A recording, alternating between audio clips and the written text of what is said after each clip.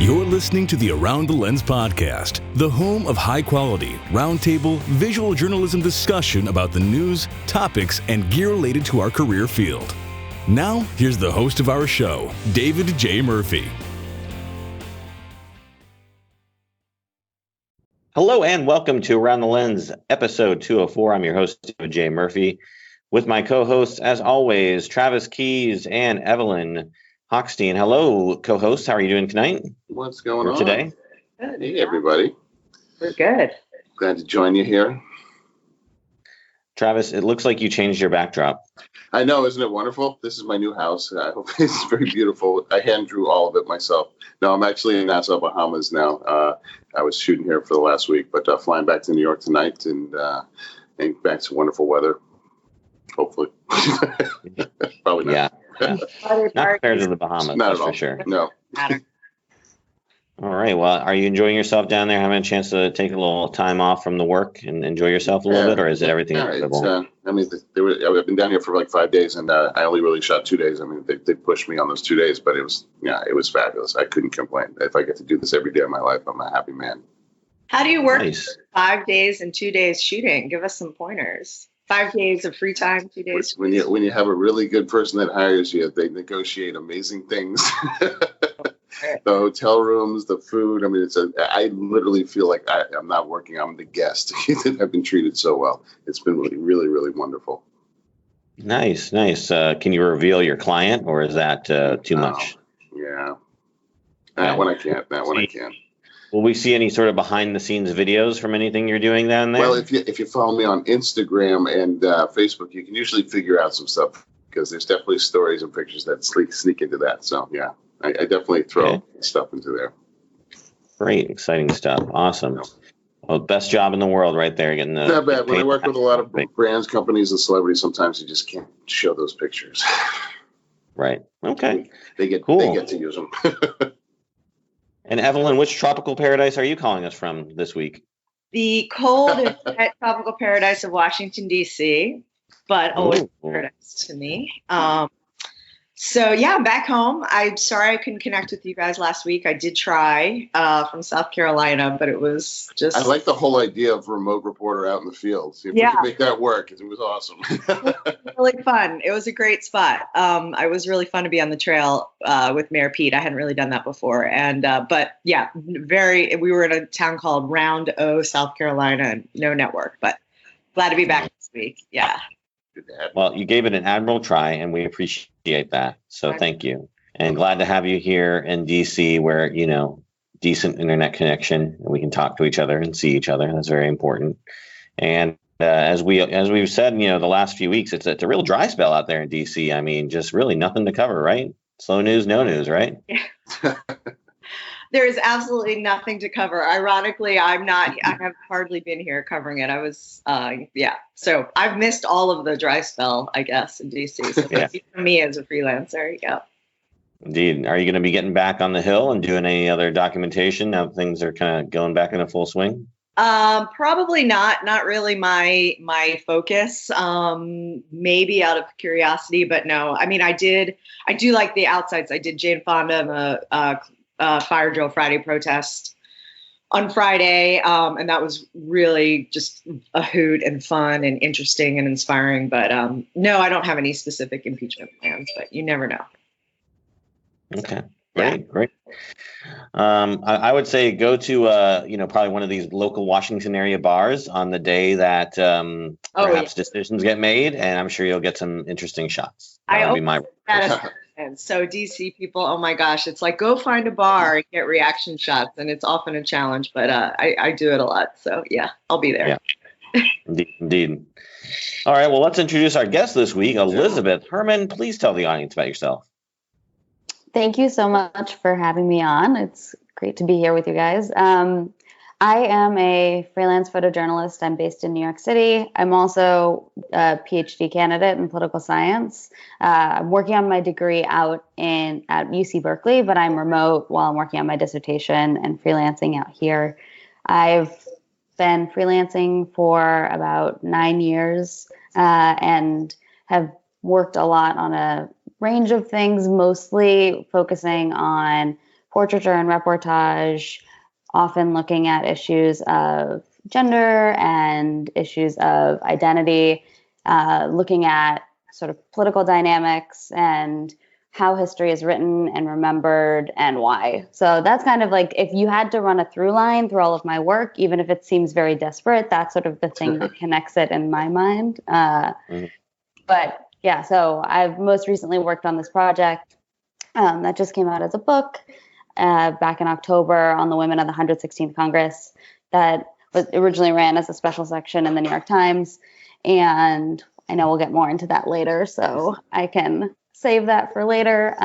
But it was kind of a dream project that really nicely got to draw on all of these things that I'd been thinking about and working on in different ways for a while. So we actually started it exactly a year ago. It was December 13th was the day that we got the green light to go ahead with the project. So this time of year is really like bringing about flashbacks of, sleeping very little. Thank you. Was there any chaos or drama when you were shooting it? Like what, flashbacks? What? Any good story? I mean, the government shut down. There was no impeachment proceedings, but the government was about to shut down. And all the new members were about to be sworn in the second week that we were shooting. There was no drama per se, but there was just a lot of, it was from when we got approval on the 13th, the first day we started shooting was the 18th. And it was 130 portraits that we shot basically over 5 days with like a couple other sprinkled. So, and coordinating 130 portrait like sessions with 130 members of Congress and their staff is, easy. many emails. So yeah, but it was great. It was a super sort of dream project to get to work on. Amazing. Yeah, it's something we call in the military when you have to deal with very high-ranking officials is herding cats. Sometimes that can be, I'm sure it relates to very high-ranking people in the world of politics. Yes. I have to imagine. Yes, it's herding cats that also have to go and vote frequently. So, even if you get all the cats, it's have to go. Yeah. But. Well, we're definitely going to dig much more into that. I'm very eager to kind of get more of your take on that situation and kind of how that project got sort of greenlit.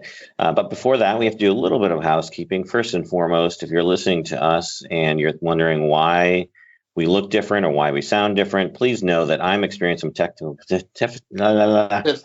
difficulties. My mouth is having technical difficulties speaking. We're having a little bit of technical difficulties. So this isn't, if you're the first time listening, watching, whatever, this isn't how it normally looks. It's a little bit more professional. Check out last week's great episode with Meg Handler and Michael Shaw. That's a pretty good example. We thought we'd just do Throwback Monday today and kick it old school, go back to our roots. We just celebrated, episodes. Now we're just going back in time, keeping it fresh. And old, back in season 1, season 2 time frame when we were just getting our feet wet. But anyways, so that's why things are a little bit different today. So I apologize for that. Beyond that, I just want to let everybody know that this show and every episode is sponsored by Patreon because we have a Patreon. And if you want to support the show, go to patreon.com/aroundthelens and hit us up there for as little as $1 a month. You get everything we produce early, to include this podcast. You get it a week early, as opposed to normal listeners who get it a week after. So if you're listening to this in your Patreon, you're listening to this right now. If not, you're listening to this a week later. So be sure to go over there, see what kind of perks we have. We've got a great book by Timothy Floyd. If you're interested, a $20 Patreon donation will get you that book. I'll be happy to send it. I have 2 copies still. So happy to share that with you all. Beyond that, good news on the Twitter front, and we'll talk about this when we get to the Twitter story, but I do want to mention everybody who's watching. I was recently able to acquire the Around the Lens handle on Twitter. If you followed us on Twitter or knew anything about the Twitter story with regard to Around the Lens, I tried to get that one, but somebody had it, and so I was working over the last 3.5 years, 4 years to try and get that handle. And instead I had to use the handle Around Lens, which is fine, but it was not, I was like always pining for the one.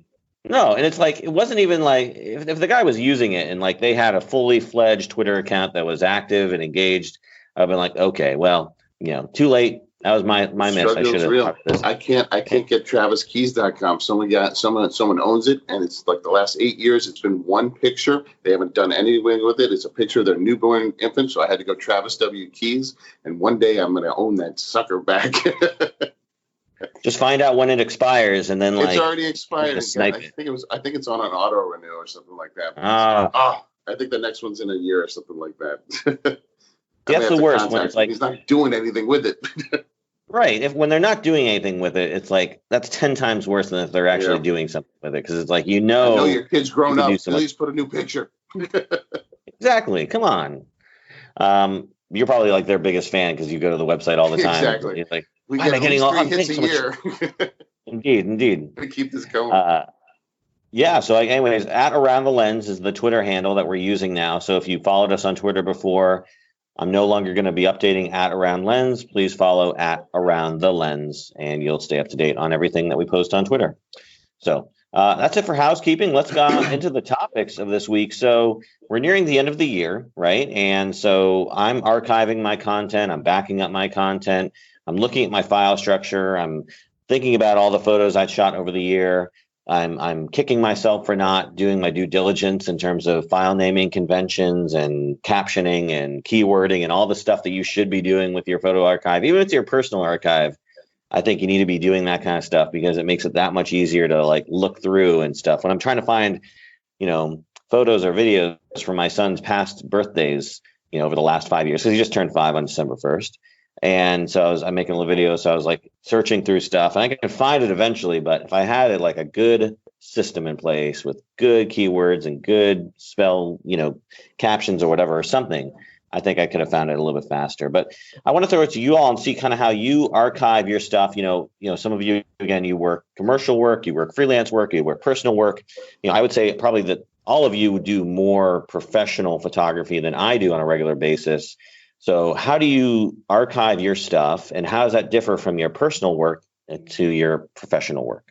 And I'll throw it over to our guest first. Yeah. Go ahead, Elizabeth. You get the first go.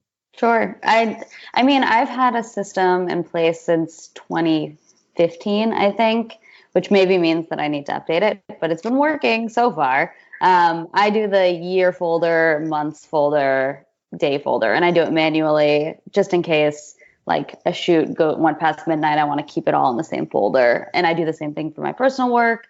So everything, I'm a person that remembers things by dates and I have everything in my calendar. So I can very easily keyword search my calendar for whatever I shot or keyword search my email for the assignment notes and then cross check and pull up those photos that way. I don't use keywords ever, which is maybe bad, but I know I'll like use different keywords that are slightly off for whatever it is. And then I'll, not be able to pull it up that way. So it feels like it's not worth the investment and the time in creating like a keyword search database.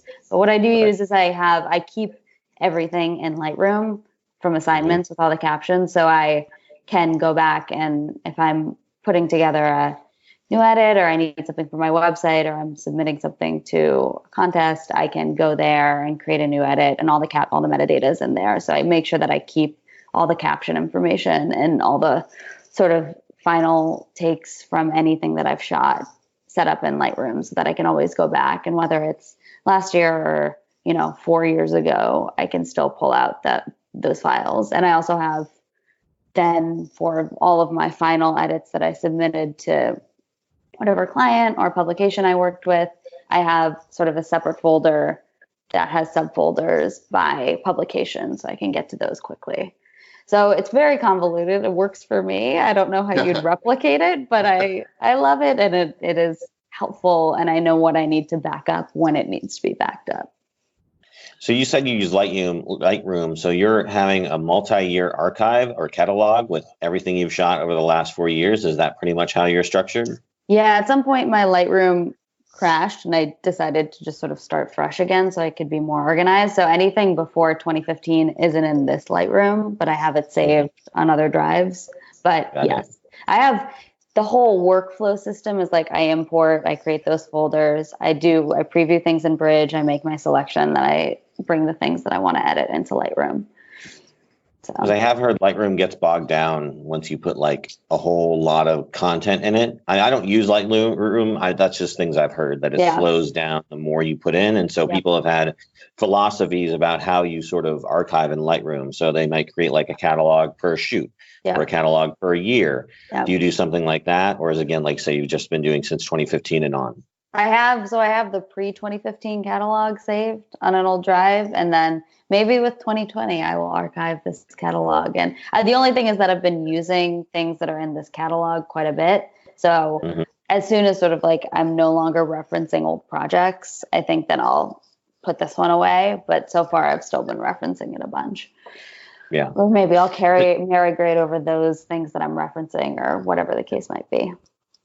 It's interesting you mentioned that you check your calendar to kind of find out when things were shot. I do the same thing with Facebook because, again, a lot of the stuff I shoot is personal. So I'm out maybe shooting some portraits of my family or whatever. I'm going to post something to Facebook right then and there, perhaps, and then I'll archive. So if I'm looking for something, I can usually use Facebook as a pretty good indicator of when and where that was shot. I was going to make a joke that I use Facebook timeline as my archive, but no, you went there for real. I use my camera roll on my phone because I'll often have, there you go. Like, I'm not great about posting things, and not great. I really, especially when it comes to personal photos, I sort of like, they end up on maybe an Instagram story, maybe for close friends, but that's it. So I think that, but I have everything. I kind of just take photos as a form of keeping a diary, as a form of jogging memories. So I actually use the almost the exact same workflow you do, except everything pre-2016 is in one catalog, and then I went to the year 2017, 2018, 2019.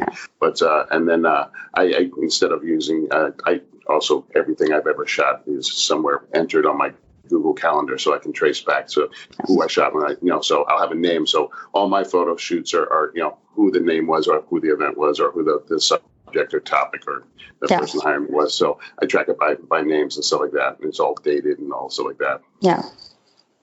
And you break the folder structure via year, month, and day as well? For me, it's all year and then name. So like if I shot you, David, it would be 2019, David, and that would be I would just look for your name because I know I was looking for you. So everything I shot of you would be in that folder. Okay, so you don't even break it down by month or day. You just that's in the file structure. When I name my files, it'll have the date and the subject and the name of who I shot, so I can look through it. That's the one great thing about Lightroom, sort of why I'm tied into that ecosystem. There's so many different ways to break down into catalogs and categories and stuff, and really kind of just type in a name or a number or a date into the and you can find exactly what you're looking for. And the more you keyword and do stuff, the easier it makes it. I wish I was a little more thorough. Like if you wanted to, like every time you shot a red shoe, put red shoe in a keyword, every red shoe would ever pop up that you've ever shot. But I just don't have time for that. A keywording thing is like, if you got I commend people who have the due diligence to actually keyword their stuff, and I need to be that person because it's like it's so much. What I like to is AI now with like if you use Google or use some of those things, they'll automatically keyword some stuff for you. I don't know if that's a picture of my cat. You got cat, and all your cat pictures come up, and it doesn't just know that it's your cat; it knows the name of your cat, and it could pull up every Google Photos, especially with this. I don't know. I was looking through, a friend pulled up their Google Photos and they typed in cat, and it didn't just bring up cat, it brought up a subcategory of the name of their cat. And I was like, and they're like, I did not save my cat's contact in my phone. Like I never assigned my cat's name to photos of it at any point. It's really, that's another topic for sure. Whole nother level. I know, right? Indeed. And so just so I understand, for you, Travis, you have a folder that's like assigned to year. And then within that folder, each shoot is assigned the folder name 2019. I'll name the folder of whatever I'll remember. If I did a big shoot for Robin Hood, or if I shot, Pharrell, a celebrity, it would say Pharrell. It might say, where or something like that. But it's really just a keyword from my own mind that I know, like if I'm looking for that one person, like it's real easy because in my head, the dates, I am not going to have any clue. I could look back on my Google Calendar, which is, everything. If I don't enter it there, it doesn't happen. So it's amazing to trace back for years. They're like, oh, when was that? I'm like, oh, I can look and just scroll back and find out where I was on that one day. But I name every folder by name. Yeah, I run into that same issue because, well, at least in 2019, I had the folder for 2019. And then within that, I had each day that I shot. So it was like 2019, 10/2 for October 2nd, right? And that's all I did. And then I threw my photos in there. And so when I'm trying to look back, I have no idea what I shot on any particular day. Yeah. So what I actually did was I went through and added like folder names to each individual file. So it's still organized by date, but it also have some sort of descriptor, so I know what's kind of in that folder. But I know that's not a perfect system. And it'd be nice to have one master folder, because I can't tell you how many times I'm like, oh, I need to pull something from 2017, and then I'm on a new assignment or a new shoot, and then I import into 2017, and now that folder lives in 2017, and we're in 2019. I know I could export it, but yeah. So I actually went through and I labeled every single one of my date folders. And that's kind of how I did for 2019. So it makes it a little bit easier. But again, I'll talk a little bit more what I'm doing in 2020. But Evelyn, what do you do for your archival? Staying extremely quiet because my organizational skills are terrible. So you guys are giving me a lot of inspiration for 2020, which is clearly going to be my New Year's resolution to better archive my photos. But basically, I don't use keywords. I think I rely way heavily on metadata, which is just terrible because I might not get more than the date. But no, I create a folder with usually the name, the subject's name, or the assignment. But then I'll look back and it'll be like VA hospital, Reston, edit. Like I don't, and I won't remember, exactly what it is. But I have a pretty good, but the more years that go by, it's getting harder. But I basically create a folder. Everything gets dumped onto a hard drive every year, and all my final outtakes, like what Elizabeth said, like my finals, I try to upload those to Photo Shelter so that they're in an archive there, because usually the outtakes that I've sent to a client are going to be the ones that I'm going to refer back to, and not like the original edit folder. So I basically have the raw files in one folder, an edit folder, loose edit, and then a final, which would be captioned and what I've filed. Then that last folder also goes to Photo Shelter. So that's my system, but it's beyond that. Dates, months, all of that stuff, I don't usually include, at least in the title. And it all gets done to the hard drive. That final step of just immediately backing up your finals to your archive is the very good move. That's something that I'm like, every year I'm like, I'm going to do that. And then also register it with the copyright office, or just create a folder to register with it. Yeah. Oh, these are things that. But usually if people Google or find your images or want to buy them, it doesn't happen that often, because when you work for newspapers, they often go to Getty or Redux or whoever. But it happens, or people find them and want to reuse them. They're usually finding something that's searchable because it's been published. So if I'm on the road or wherever, I don't have to do anything but go to Photo Shelter and send them a link. So it's a lot easier. Yeah. So that's my system. Yeah, no, I mean, backup is a conversation for a whole other, episode. But what I just did was I backed up my entire 2019 archive to Amazon. So I have Amazon Prime. And if you have Prime, you have this as well. But you can have unlimited photo storage backup. And that includes the JPEGs, the RAWs, whatever you want to throw in there. It's free and unlimited as long as you have an Amazon Prime membership. So that's my off-site backup. In addition to that, I also have 2 hard drives for every photo I take. So I've got my 2019, I've got every single thing for the past 20 years archived on at least 2 hard drives, if not more. And then I, move one off-site somewhere like my office, and then I'll have one here in the house that I use. So that's kind of like, again, backup is a different discussion. But you mentioned something about how you organize within your folder. Evelyn, you mentioned you have raw, and you have edit, and you have selects, and you have final selects. I do something similar. Like I'll throw everything into a raw folder, and then I'll go through Bridge or some sort of platform and star them, make my selects, and then the ones that I'm actually going to edit, color, tone, if I'm going to caption them, whatnot, will go in sort of the final selects.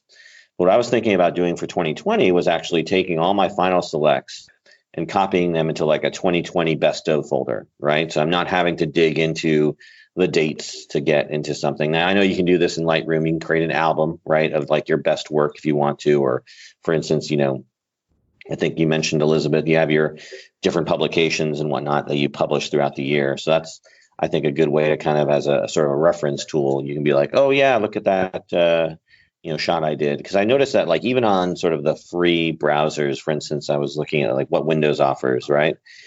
They'll take, your folders, however, it doesn't matter how you've structured them. They're just going to present you your imagery right there up front, and they'll organize it by date based on the metadata of when the image was captured. So it's a great way to kind of see your work. And I remember back a few years ago, I ingested like my entire archive into Lightroom one day. And it was amazing to see how many photographs I had completely forgotten about, or like shoots that I'd forgotten about. Because, again, when you scan the entire archive and present every single image, you're like, oh, wow, look, there's some gems. You ever do that? You ever kind of look back on your archive and like, oh, wow, this thing I shot 5 years ago, oh, there was some good stuff I missed. So I think especially as we develop as photographers, things that we didn't look for the first time around, and that we've developed as shooters, we look at it a second time. It's like, wow, I had a great photo here, and we kind of bring a new life to it and a new edit to it. I mean, certainly, as a photojournalist, you don't edit like I do. I tend to do all kinds of wonderful things and accentuate and play with in Photoshop and Lightroom and all that kind of stuff. But I think I love going back and seeing my past stuff, and I pulled some amazing stuff out of it just recently. So I try and do that, every 6 months or something like that. Just really dive back in and just kind of go through, folders that that rarely do you go to your Lightroom and hit all photos and go through it one by one, and you can do that quickly. But sometimes I just do that and I'm like, oh, look at that. Yeah, that's a good point, because I know some people who delete like the photos they don't select, and some people archive everything. I'm a pack rat. I archive everything. But I know people who, whatever reason, they don't want to have all that baggage, slows down. They don't want to have tons and tons of hard drives. Are you guys pack rats? Do you archive everything, or do you delete and move on? I never delete. You never know who you photographed, and you never know what you photographed. And I think that also is just important. I started doing darkroom, so had lots of negatives, and it always felt important to sort of save and catalog all of your negatives carefully. And I feel similarly about digital files. It's just my digital negatives, and I for similar reasons, I've not done the go back and look through all of your old photographs, but I hope to. I have a photo mentor that I worked with to go through his archive, and that was boxes of Kodachrome slides. But, it was going through his archive. He had his selects in a different box physically, and we went through those selects. But then the more interesting thing was going through all the things that never actually got scanned and it was a mix from photos of his family to photos of, assignments that he had shot, and he would pull out something, and he was doing a lot of sort of political stuff at the time. And it was a figure that wasn't big at that time and then has since gained. So it's just interesting to have that kind of historical references if you're shooting anything, and also for your own personal stuff. The things that I find most interesting going through photos from when my parents were kids are the photos that didn't get framed and hung up on the walls, Yeah. They have these timeless historical references in them that are now documents of history that are really interesting. Yeah. So one last thing I want to talk about on this particular subject is file naming convention, and then what do you output to your client? So like, for instance, my file name is the date and usually a sequence number. For the coming year 2020, I plan to put more information like location, event, maybe the camera type that I use. Since I have like 5 different cameras with me at any given time. I've got my Osmo Action, my GH5, GH4, my cell phone, because again, we're shooting on anything we have available to us. And then I'm taking these 5 different sources and throwing them into the folder. Sometimes it's good to know, like, what was that? Was that my wife's phone? Was that my phone? Was that, where are these images coming from? So that's kind of like, I'm going to be doing it. What are you all going to be doing? Or what do you do currently? I always have, if I have some sort of keyword that corresponds to whatever it is. So if it's for the Times, then it's always NYT. And then I have the date, which is like the full year, month, day. And then I have a sequence number, and then I have the original file suffix number. So and that's helpful to find the corresponding raw file. So then I can either search, it's way easier than I always expect, but I just always keep the original, whatever the camera names the image, that's what I keep when I offload the images, and then I can cross search and find the original file really quickly. Is that something that's dictated by your clients, or is that you decided that? There's only, I think, one client that I shoot for that has a file naming convention that they want me to use. So everything else, it's sort of like whatever you want to file. It's more often the caption information that's dictated and very specific caption requirements. I think that it's just totally dependent on like who you're filing images for and I've surprisingly not more publications have sent out like revised file naming or caption and metadata conventions. I always expect that there will be more revisions to that than I've experienced. Yeah, the Lightroom's great because on import you can set up your templates and stuff like that. So I have it. It'll say TWKP is my as the photographer is my company, and then it'll have the only thing that is blank is right below that. You can have the you put in the shoot or the something, so you can name it on the spot. So everything is already completed in form of the template. So I'll have my name, I'll have the sequence, I'll have the date, and but I'm plugging in like who the client was and who the subject was on the fly. So everything else is so I just plug that in when I'm importing. I keep the original camera name unless the client dictates otherwise, and I really also only have about one client that wants a certain name. So I'll convert if it's a raw file, and then I file a JPEG. And the sequence number, I'll always be able to go back to the original CR2 file if I need to find it. And it's not helpful in any kind of search, except for if you know exactly what number you're looking for. But I just leave them as the camera names them. Okay, cool. Anything else anybody would like to add before we move on to our next topic?